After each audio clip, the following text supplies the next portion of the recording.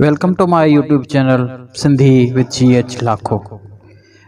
अॼु असांजे हिन वीडियो जो मौज़ू आहे रुबाई, जेको तव्हांजो PCS CSS JEST ऐं PST जे सिलेबस में शामिल आहे।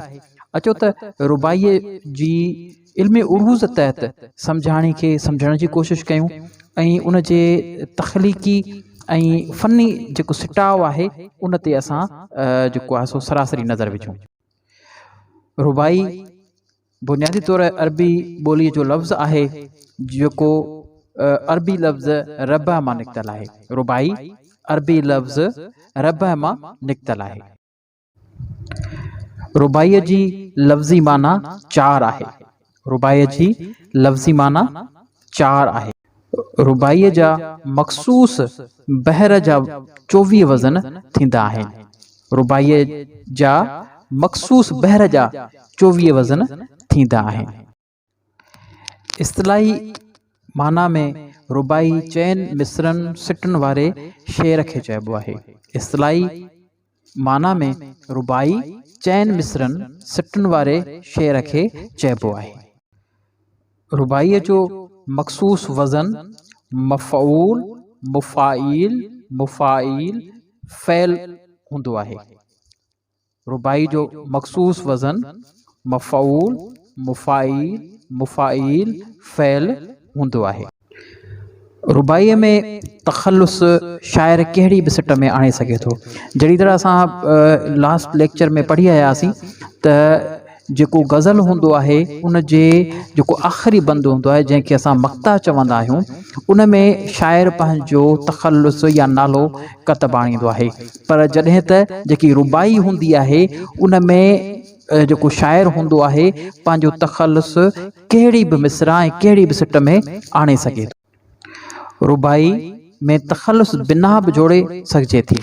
रुबाई जेकी हूंदी आहे उनखे असां बग़ैर तख़ल्लुस जे बि जोड़े सघंदा आहियूं। जॾहिं त जॾहिं गज़ल लिखंदा आहियूं त उन में उन जो गज़ल में असांखे जेको तख़ल्लुस आहे उहो ज़रूरु लिखणो हूंदो आहे। रुबाईअ जूं पहिरियूं 2 मिसराऊं या सिटूं ऐं आख़िरी चौथी मिसरा सिट पाण में हमकाफ़िया ऐं हमरदीफ़ हूंदियूं आहिनि। जॾहिं त टी सिट जेकी हूंदी आहे उहा काफ़िए खां आजी हूंदी आहे। रुबाई जूं पहिरियूं 2 मिसराऊं या सिटूं ऐं आख़िरी चौथी मिसरा सिट हमकाफ़िया ऐं हमरदीफ़ हूंदियूं आहिनि। जॾहिं त रुबाईअ जी जेकी टी सिट हूंदी आहे उहा काफ़िए खां आज़ादु हूंदी आहे। अचो त हाणे असां रुबाईअ खे तख़लीक़ी तरह सां सम्झण जी कोशिशि था कयूं। जीअं हिन रुबाई में नारायण श्याम जी लिखियलु आहे। इन में अचे थो सपने में हुयसि थी मां अबागी भागी, खोलियम जो अखियूं हुयसि अबागी सागी, यानी कि भागी ऐं सागी। ॾिसो हुन में हम काफ़िया आवाज़ अचे पियो। उन खां पोइ जहिड़ो थियो सुम्हण सभाग तहिड़ो जागण, जहिड़ो थियो सुम्हण सभाग तहिड़ो जागण, ससुई जा सुम्ही त मूं विञायो जागी। त हाणे ॾिसो जेको पहिरीं लाइन आहे उन में भागी, ॿी लाइन में सागी ऐं चौथी लाइन जेकी आहे उन में जागी। हाणे टी जेकी लाइन आहे, टी जेकी मिसरा आहे हिन जी, उहा हम काफ़िया खां आज़ादु आहे।